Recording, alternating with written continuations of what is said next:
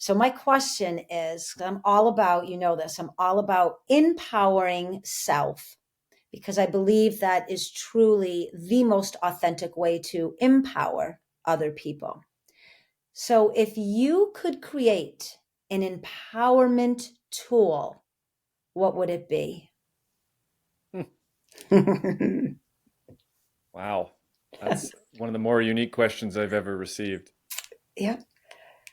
Uh, I can say for sure that in the work that I've done in offering counsel and mentorship, facilitation, in person, online, large group, small group, the central piece has always been, and you'll get a kick out of this because it ties into the first principle of your list, but it's presence.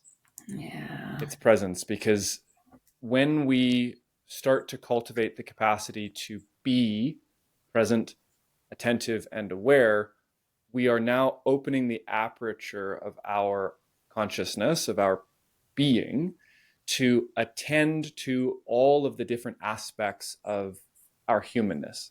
And that might be the deep stuff, the uncomfortable stuff. It might be our own glory and capacity for greatness and everything in between. And so, learning to, this for me, anyways, learning to align my attention back to the present even when there is turmoil, emotional activation, confusion, sensory overload, staying here, Hmm. that piece is what I would say is the foundation.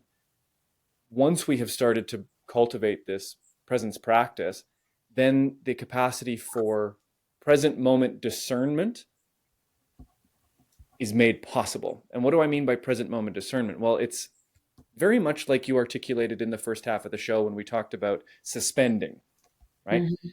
When we're discerning, really at base, we're discerning truth from falsehood. Mhm. And falsehood isn't the opposite of truth, but it is the absence of truth.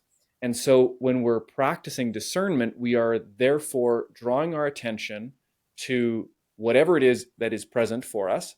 If it's a sensation in the body, if it's a story arising in the mind, if it's an emotion that's coming through, if it's all of them at once, Mhm. great. And looking at it not in a detached, dissociative kind of way, but in that sort of suspense way. I'm present with it, I'm witnessing it. Where is the truth in this? Mhm. Because it is very likely that how my brain is articulating it at first kick is not the most truthful articulation of what's actually going on, and learning that about ourselves.